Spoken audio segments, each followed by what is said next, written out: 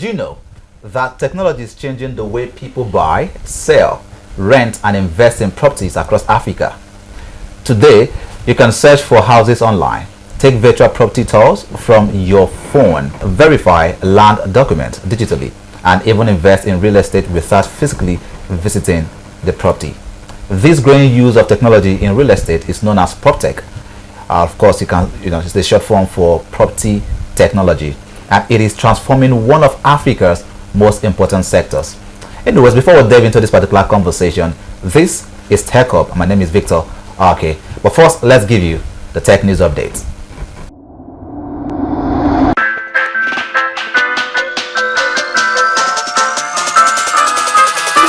First, on the tech news update, Nigeria's National Identity Management Commission, NIMC, has dismissed claims that the country does not have a functional national identity database. Now, according to the commission, the database remains fully operational, secure, and continues to support identity verification and authentication services across the country. NIMC says more than 127 million national identification numbers, also known as NIN, have already been issued to Nigerians and legal residents. The commission also stated that its verification platforms remain active and accessible to authorized users and agencies. In another major technology story, tech entrepreneur Elon Musk has reportedly become the first person in recorded history to surpass a net worth of $1 trillion. According to Forbes, the milestone was achieved following the public trading of SpaceX shares, which significantly increased the company's valuation and boosted Musk's personal wealth. Analysts say the development highlights the growing influence of technology, artificial intelligence, innovation, and space exploration in today's global economy. And finally, British Prime Minister Sir Keir Starmer has announced plans for a social media ban for children under the age of 16. The move is aimed at addressing concerns about online safety, mental health, and harmful digital content affecting young people. Because today is a big moment for our country. This is a big step, real change for our children and our future. Because today I can announce that the government will ban access to social media for all children under the age of 16.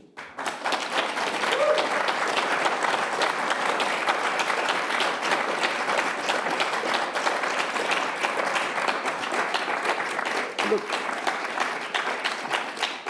and this is not something I do lightly, and I will not present it as cost-free, as if social media has brought no benefits to young people, because clearly that is wrong.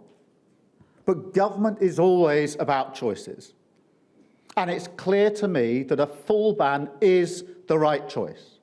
The proposal has generated conversations around the world about the balance between digital access and online protection for children. And this is what we have for you on the Tech News Update.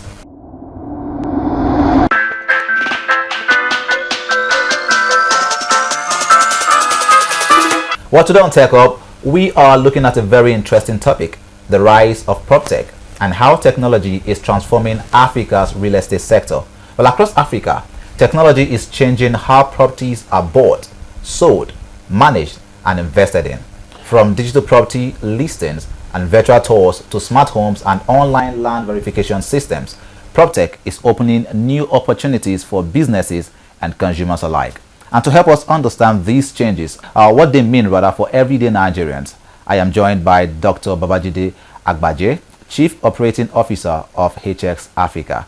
Welcome, Doctor. Thanks for being here with us. Thank you for having me. Yes, good to have you join us on the conversation today. Yeah. Now let's begin. Many Nigerians have experienced cases of land fraud. They pay for properties, before they now find that there is an issue with this particular land. Now, how can technology actually help in combating this issue? Yeah, thank you for that answer. Technology is an enabler. Right.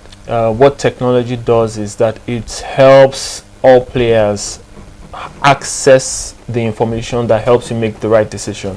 So when you're talking about bringing technology into the PropTech space, what we are doing is we are enabling all users within the space.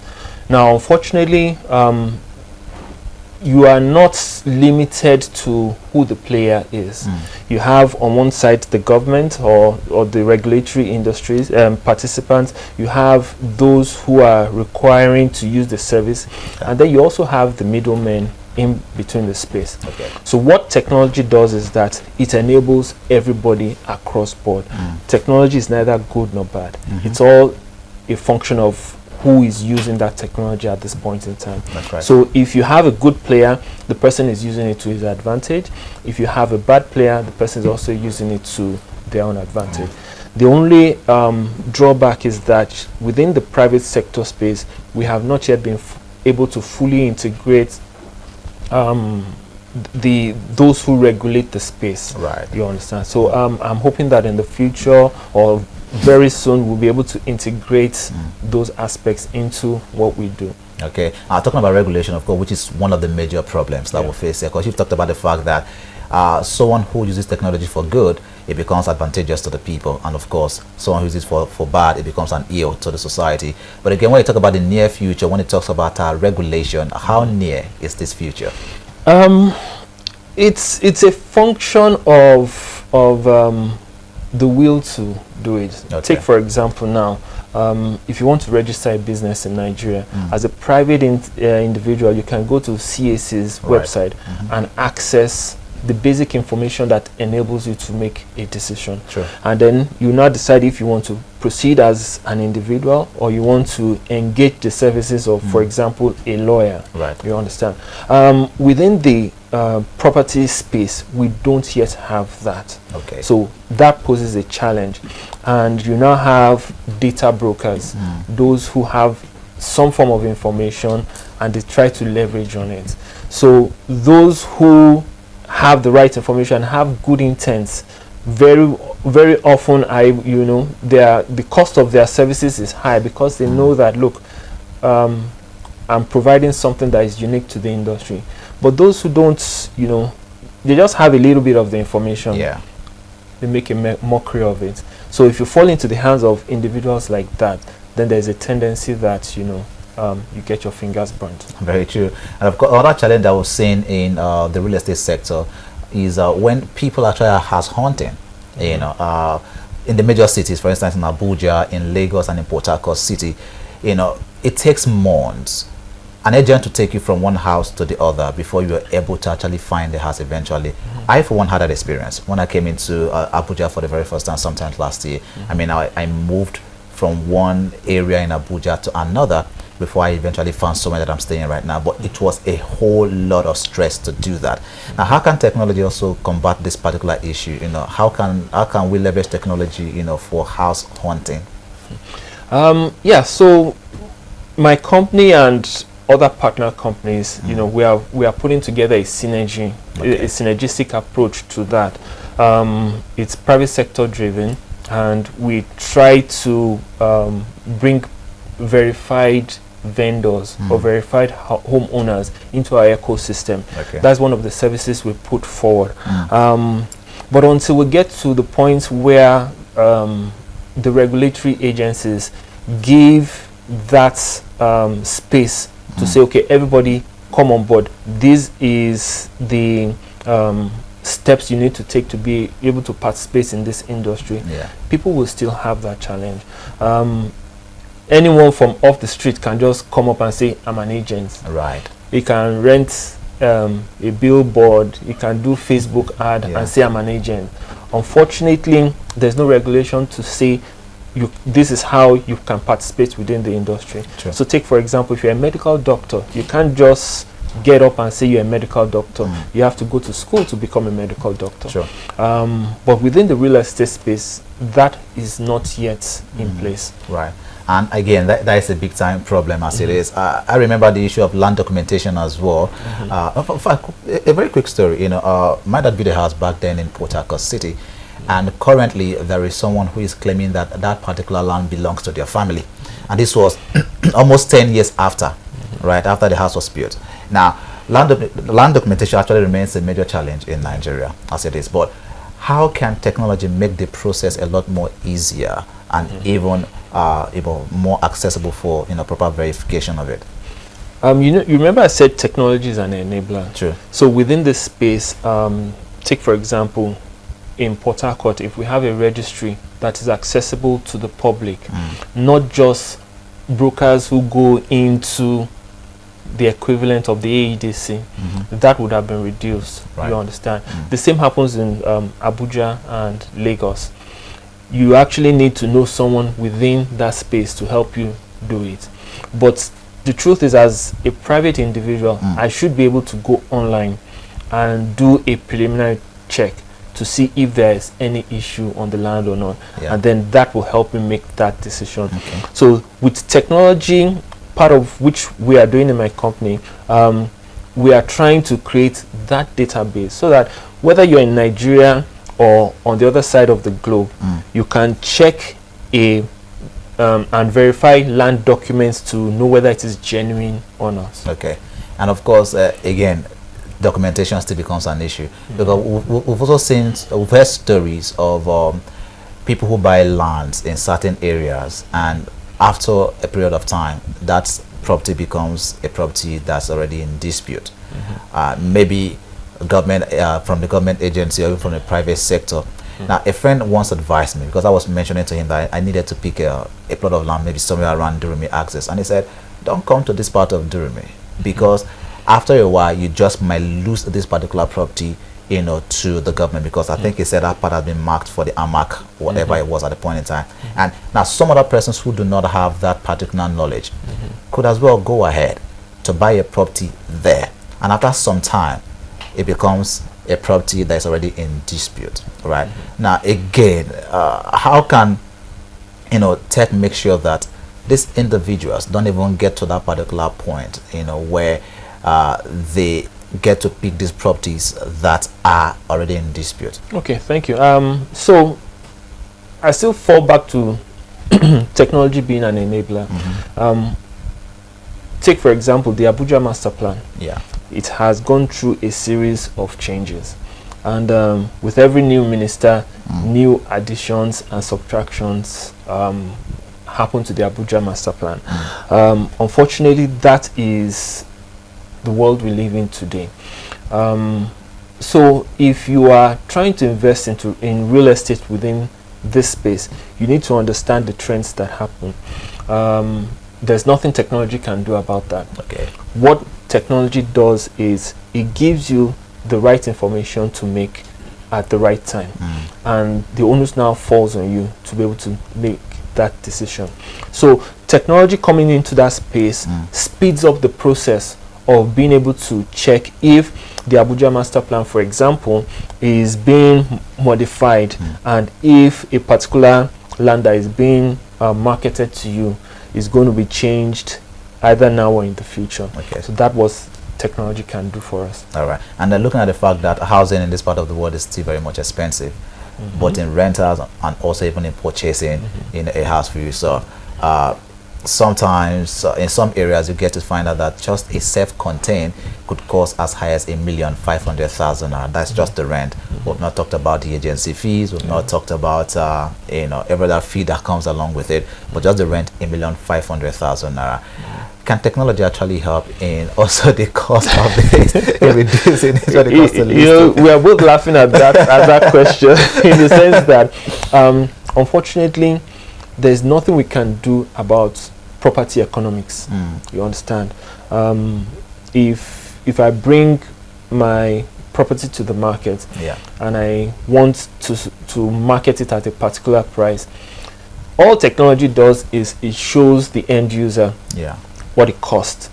It does not reduce the price or increase it at all.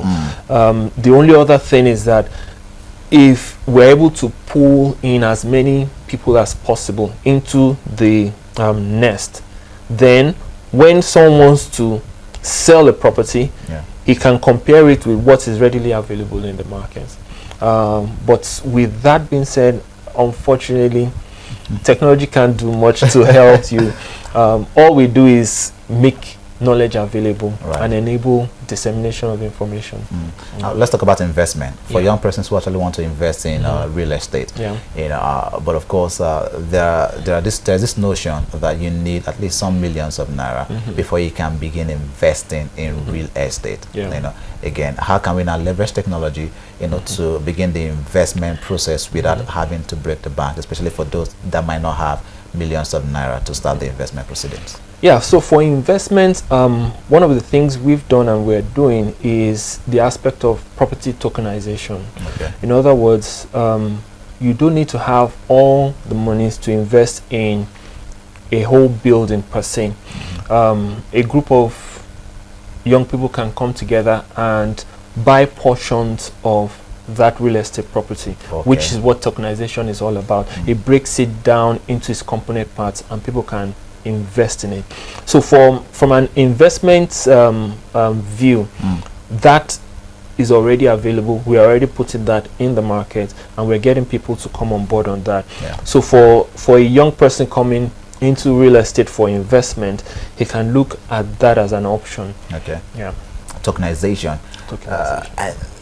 Again, trust is a major issue in this part of the world, right? So how do you also combat that issue of trust? Because sometimes you might need to have to work with some other person that you have never known before, but because you actually want to explore the concept of the tokenization to do with that. But how can we ensure that that trust is there and everyone who comes together gets their properties? Yeah. So before we get to the tokenization level, on the part of our company, what we do is we do a full vetting of the individuals involved, the properties that is being brought into the space, documentation, So the back end, all the traditional aspects of real estate business is actually involved. Okay. So we bring whatever real estate property you're bringing into the market. You should be rest assured that someone has already done a due diligence on it, or at least that is our own angle to that aspect of the business. Okay. And I believe other companies are doing the same. And this is an aspect within the Nigerian real estate space that is quite interesting. Yeah. We're already having players that are dipping their legs into the water in that area, for which we are one of them. And within a short period, that trust aspect would be eradicated. Within a short period, you said. Yes. But let's talk about smart homes as well. Smart homes, okay. Yeah, which of course is gaining popularity globally. And somehow we see that here in Nigeria and in some parts of Africa, there's a little bit of acceptance as it is. But do you think that acceptance is, is well received at this point, or we're still, to an extent, just little by little getting into it? Or, talking about reservations now. Yeah, there's no reservations to smart homes. Okay. You understand? It's all a function of how much you're able to bring into that sector. You can have a moderately priced smart home, or you can have it as luxurious as you want. So all you are involved, or all you are looking at within the concept of the smart home is, look, how do I reduce my costs? How do I manage energy? And how do I manage access control into my home, security and all of that? So that is the basis or the underlying factor when it comes to smart home. They're not just using smart home because it's the new fad. You are using it for a reason. So when you put all of that into consideration as an end user, and then you've married it with the economics of what you want to use in your home, then the smart home concept is something that makes sense and is ready to use for anyone who wants to go into that space. Talk about affordability as well for smart homes. Affordability. Yeah. Well, like every other thing, you can, if you want it as expensive and as luxurious as you want, fine. If you want it as manageable, simple, put light off and on within the time space to manage your energy consumption. Yes, that is also available. So based on your budget? It's based on your budget. All right. I would have asked, just but let's not get that there. But let's look ahead now. Futuristically, what technologies do you think that would be needed, or can also be leveraged now for real estate companies to leverage on, and also for real estate investors to also leverage on in growing the real estate sector? I think all the technology needed is already available. You understand? When it comes to security, when it comes to Web3, when it comes to tokenization, when it comes to all the technology for real estate is available, and people are already embracing them.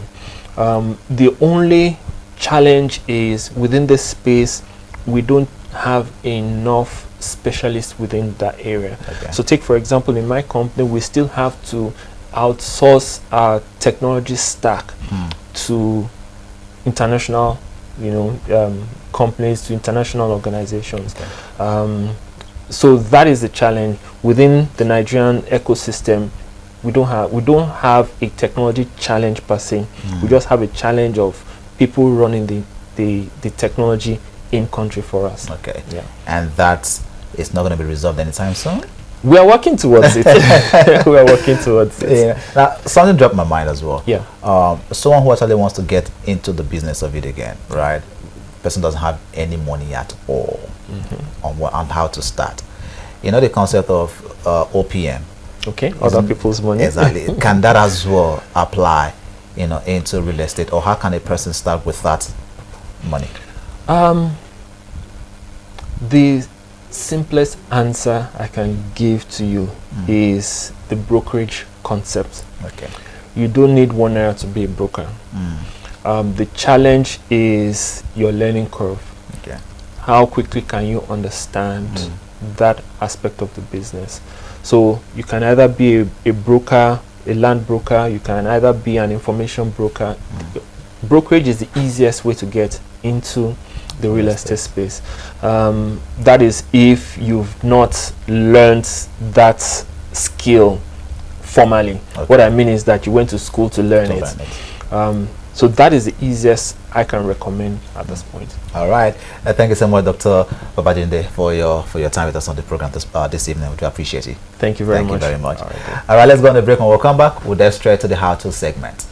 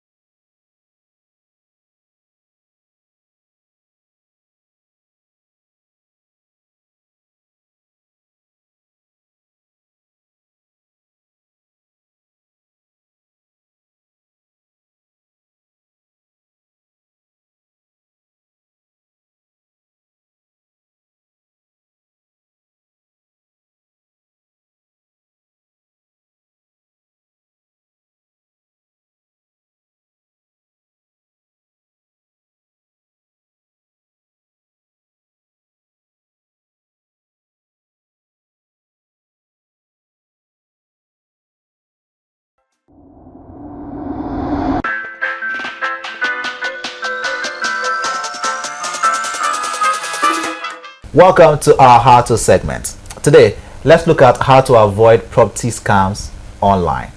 1. Always verify the property owner and agent. 2.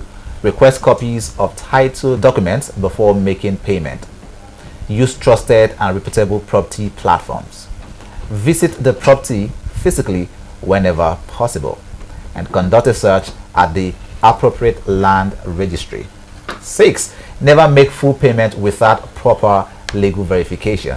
A little caution can save you from losing millions of naira.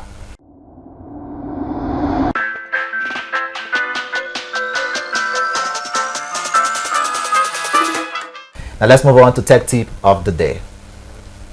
And here is today's tech tip. Before renting or buying any property, use online map services such as Google Maps to check the location, surrounding environment, road network, and nearby facilities. A few minutes of online research can help you make a smarter property decision. While technology is not only changing how we communicate and do business, it is also transforming how we own, manage, and invest in properties. As PropTech continues to grow across Africa, it promises greater transparency, convenience, and access for millions of people. Once again, a big thank you to our guest, Dr. Babajide Agbaje, COO of HX Africa, for sharing his insights with us today. And thank you for watching Tech Up with Victor Ake. Remember, the future belongs to those who embrace innovation. My name is Victor Ake. Until next time, stay techie.